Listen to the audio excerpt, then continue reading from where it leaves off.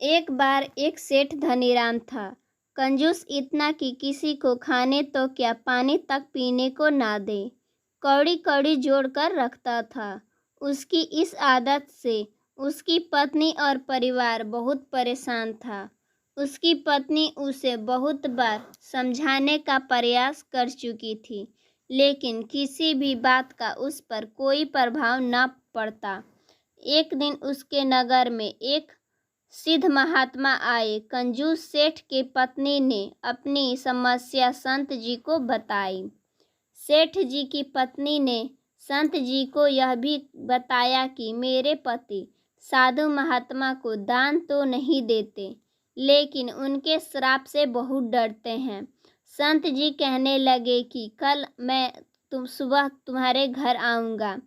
आप कोशिश करना कि उस समय आपके पति अकेले हों और मेरे खटखटाने पर दरवाज़ा वही खोले।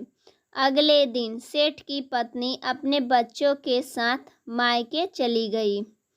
अगले दिन संत जी ने सेठ के घर का दरवाज़ा खटखटाया। दरवाज़ा सेठ ने खोला।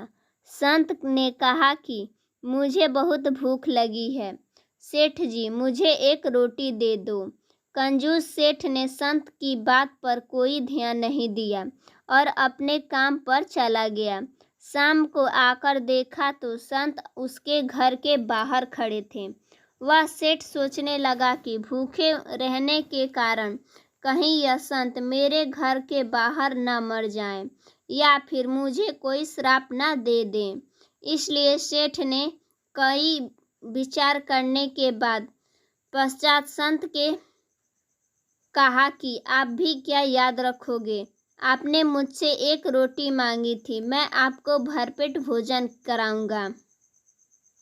संत जी कहने लगे कि अब तो मैं भोजन नहीं करूंगा, अब तुम मुझे एक कुआं खुदवा दो। सेठ कहने लगा कि महाराज, बात तो एक रोटी की हुई थी, यह कुआं खुदवाने की बात कहाँ से आ गई। सेठ ने कुआं खुदवाने से इनकार कर दिया और अपने घर के अंदर चला गया। संत चुपचाप अकेले दिन भर उसके घर के बाहर खड़े रहे।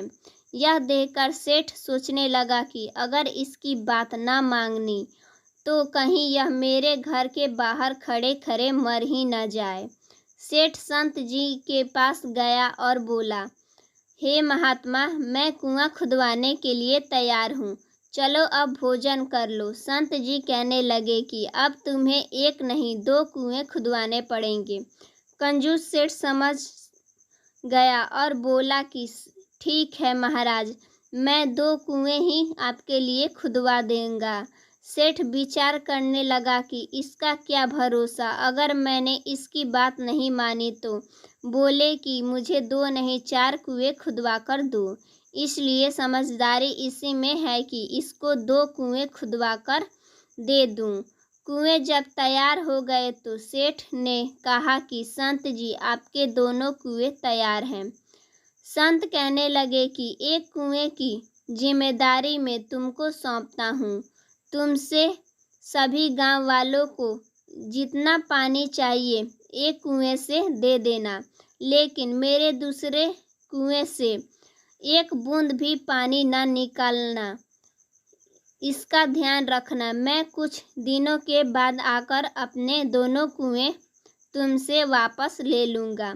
कंजूस सेठ ने जिस कुएं से संत जी ने कहा था कि कोई एक बूंद भी पानी न निकाले पाए, उस पर ढक्कन लगा दिया और दूसरे कुएं को संत के कहने पर पूरे गांव के लिए खोल दिया।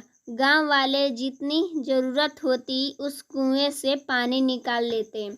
कुएं के शीतल जल से पूरे गांव वालों संत जी का गुणगान गाने लगे।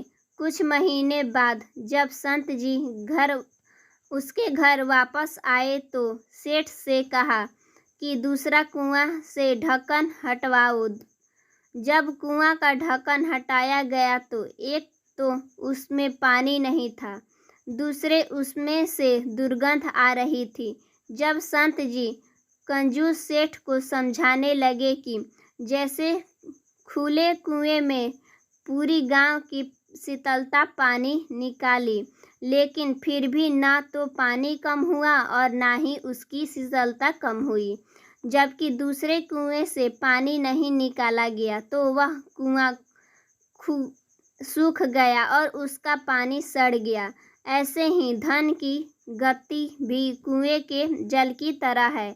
जिस कुएं से लगातार पानी निकाला जा रहा है उसका स्वत और बढ़ता रहा, लेकिन जिस कुएं से पानी नहीं निकाला गया वह सूख गया और उसके दुर्गंध आने लगी। इससे ही अगर तुम जमा किए हुए धन का उपयोग नहीं करोगे तो वह धन दौलत निर्भरता हो जाएगी या फिर कोई और उसका दुरुपयोग करेगा। इसलिए धन दौलत का भी समय रहते सदुपयोग कर देना चाहिए। इसने हाथों के करना चाहिए। जब संत जी ने बात सेठ धनीराम को अच्छी लगी और समझ चुका था, अब उसके जीवन में कंजूसी करना छोड़ दिया और अपने परिवार के साथ खुशी खुशी वैभव और दान पुण्य के लगातार शुरू कर दिया, जिससे अब उसका परिवार भी खुश था और उसकी